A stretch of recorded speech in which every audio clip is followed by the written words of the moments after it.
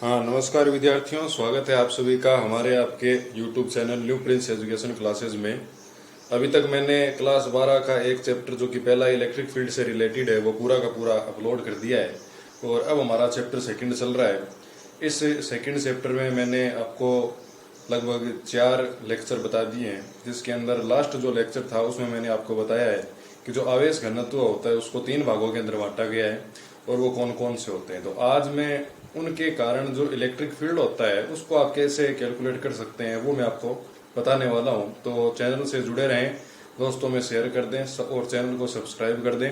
Video को पूरा अंत तक देखें क्योंकि आधा अधूरा ज्ञान कभी भी सफलता नहीं दिलाता है। तो देखिए, शुरू करते हैं कि आवेश घनत्व की अगर मैं बात बताऊं आपको,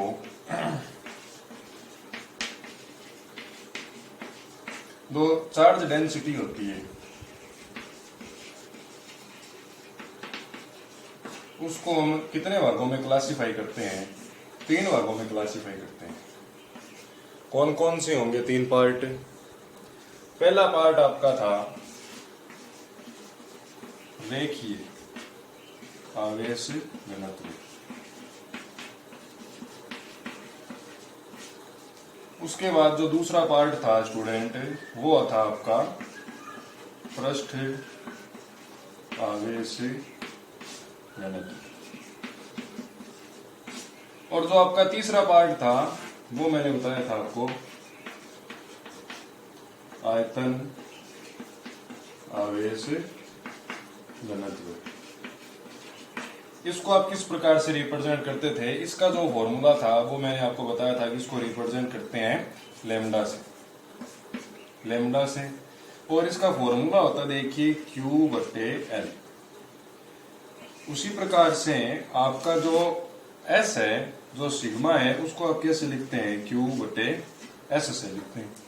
और ये वाला जो रो है इसको आप कैसे लिखते हैं? Q/V से लिखते हैं, है कि नहीं? अब जहां पर L है ये किसको बता रहा है? चालक की लंबाई को बताता है, ठीक है। S किसको बताता है? चालक का क्षेत्रफल। और जो V है वो किसको बताता है स्टूडेंट?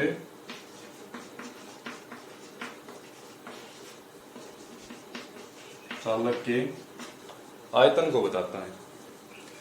इतनी बात क्लियर है कि नहीं? क्लियर। अब देखिए, यदि कोई तार होगा या कोई चालक सतह होगी जिसका क्षेत्रफल की मैं बात कर रहा हूं, या कोई वॉल्यूम होगा, तो इनके कारण जो इलेक्ट्रिक फील्ड क्रिएट होते हैं वो भी अलग अलग होंगे।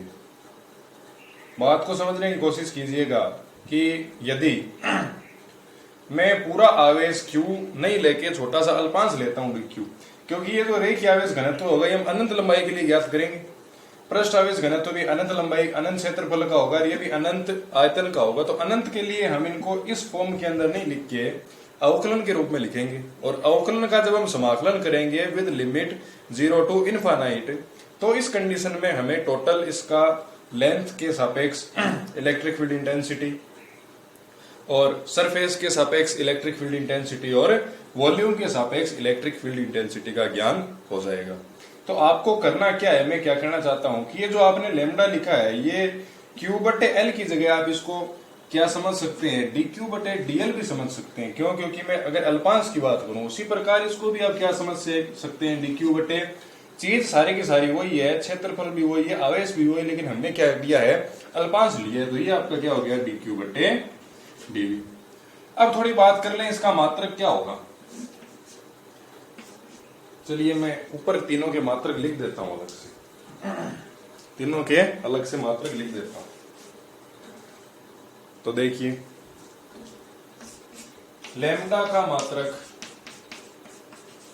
फॉर्मूला क्या था? लेमडा बराबर Q/L। इसका मात्रक क्या हो जाएगा? Q का तो हो गया कूलाम बटे लंबाई को किस में नापते हैं? मीटर में, ठीक है। इतनी बात। फिर सिग्मा का मात्रक, तो सिग्मा बराबर क्या था? Q/S, और ये क्या होता है? क्षेत्रफल लंबाई गुणा चौड़ाई। तो मात्रक हो जाएगा कूलाम बटे मीटर स्क्वायर। कूलाम को मैंने सी लिख दिया, अंडरस्टूड है। और जो रो है उसका मात्रक क्या हो जाएगा स्टूडेंट्स? रो बराबर क्या है आपका Q बटे V L B H, तो ये हो गया कूलाम बटे मीटर क्यूब। हाँ कि ना? इतनी बात आपकी समझ में आ गई। अब हम बात करते हैं कि जो रेखीय आवेश घनत्व है लैम्डा, इसका यूज कैसे करेंगे सर हम? ये तो आप बता रहे हो कि ये काम आएंगे, लेकिन काम कब आएंगे अभी बताते हैं। देखो एक बार इसको यहां से क्लियर कर देता हूं, साथ में नोट करते जाइएगा।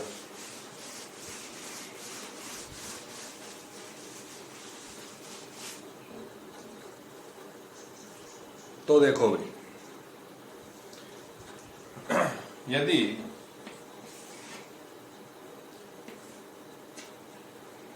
L लंबाई के चालक तार के कारण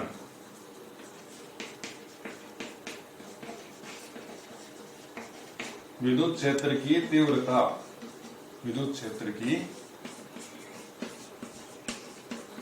तीव्रता पूछे तो ध्यान रखना क्या करोगे, E होगा बराबर कितना होता है 1/4 पाई एप्सिलॉन नॉट, ऊपर कितना आता है Q बटे में कितना आता है R²। लेकिन अब हमें ये नहीं लिखना है, क्योंकि मैं अगर यहाँ पे चालक तार की बात करता हूं तो मैं इसका छोटा सा एक अल्पांश लूंगा, इस पर पूरे के ऊपर चार्ज कितना है प्लस Q है, ऐसे बटा हुआ है, और इसकी टोटल लंबाई कितनी है L है। तो मैं इस पूरी लंबाई को नहीं मान के छोटे से टुकड़े को कंसिडर करता हूं, जिसकी लंबाई कितनी है dl है।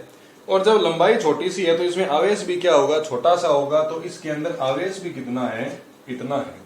तो यहां पर मैं क्या लिखूंगा, E बराबर 1/4 पाई एप्सिलॉन नॉट dq बटे R²। मेरे को चाहिए पूरा का पूरा E, तो मैं क्या कर दूंगा, इंटीग्रेशन कर दूंगा, 0 से लेके मिनिमम लेंथ 0 हो सकती है और हाईएस्ट कितनी हो सकती है कैपिटल L। तो मैंने यहाँ पे लगा दिया कैपिटल L। विजिबल है कि नहीं, दिख रहा है? ठीक है, इसको मैंने दे दी इक्वेशन नंबर 1। अब देखिए आप ये फंडा जानते हैं कि जो लैम्डा था इसका मान कितना था dq बटे dl, लंबाई की परिभाषा से। तो यहां से अगर मैं dq की वैल्यू निकालूं तो मुझे कितनी मिलेगी, लैम्डा इंटू dl, ये वाली वैल्यू यहाँ पे पुट कर दीजिए। तो E बराबर कितना मिल गया 1/4 पाई एप्सिलॉन नॉट, 0 से L लेंथ हो गई, लैम्डा dl अपॉन के अंदर कितना पड़ा है R²। और जब हम इस इक्वेशन को अकॉर्डिंग टू क्वेश्चन सॉल्व करते हैं तो हमें क्या मिल जाती है, इलेक्ट्रिक फील्ड की इंटेंसिटी मिल जाती है due to length of a conductor wire. ये आपके समझ में आया कि नहीं आया, इसे आप नोट कीजिए।